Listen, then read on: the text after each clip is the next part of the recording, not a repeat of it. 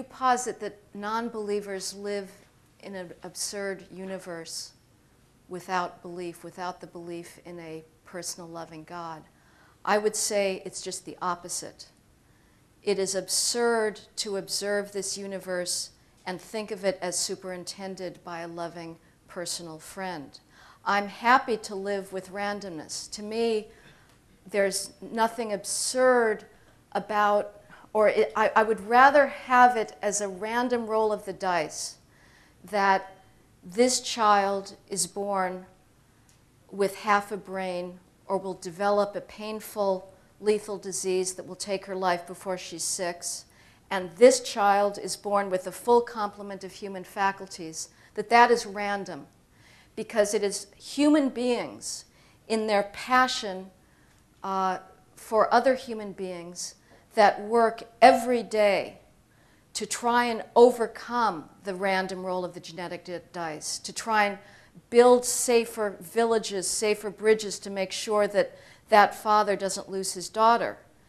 That I can live with. What I cannot understand is the absurdity of a loving friend who intervenes sometimes and not other times. If you want to posit for me a deist God that set in motion a universe and left it to the play of randomness and chance, that is a little bit contradictory with the idea of omnipotence and omniscience, but I'll live with that.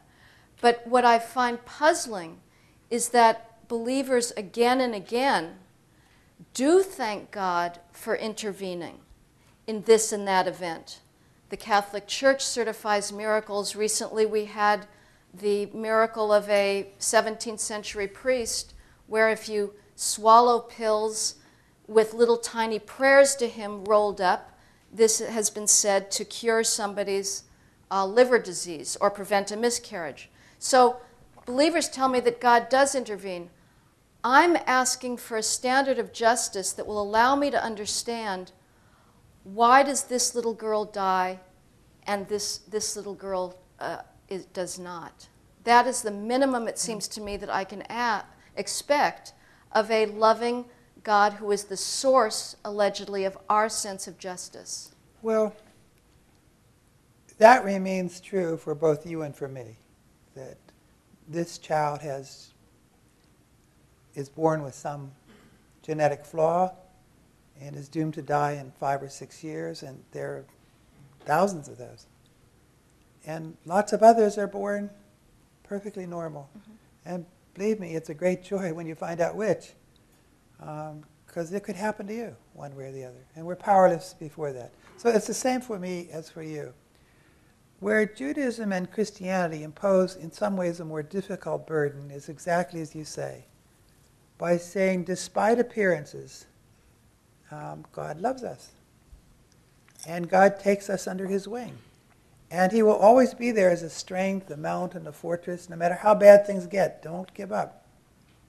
And it becomes acutely difficult for the believer to face some of the awful things that happen in life. I remember my mother, a very simple woman, but extremely good woman, and in her own way deep, not philosophical. When she went to explain something in religious terms, it was like fingernails on a blackboard for me. I mean, it was so naive and simple. But you could tell by the way she suffered through them that she understood. But it was excruciatingly difficult for her, some things that happened in our family, believing as she did. I want to go back to repeat. Camus made a very nice distinction, I thought, between absurdity and the absurd. He gave a special meaning to the word the absurd.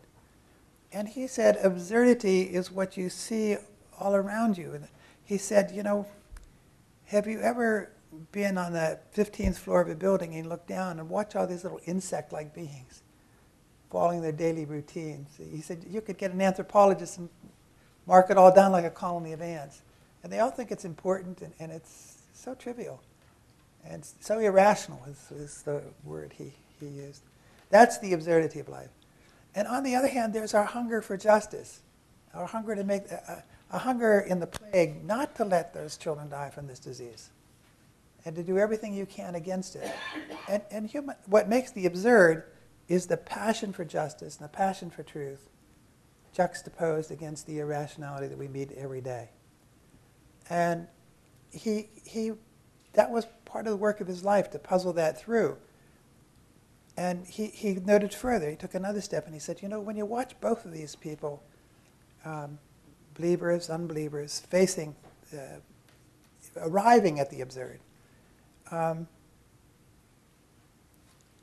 he said of the unbelievers, what do they lack by churches? These people who love their neighbor and pursue the truth and show integrity, to distinguish them from being Christians. I think there's a powerful truth in that much of what we call atheism today is an inheritance from, if it's atheism, it's Jewish and Christian atheism. There are many different kinds of atheism I've learned to discover.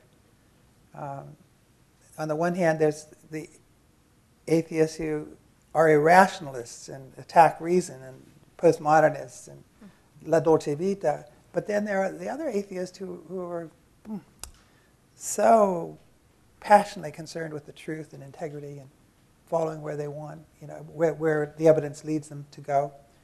But besides that, the rebellion against the different images of God is different in the different cultures. Mm-hmm.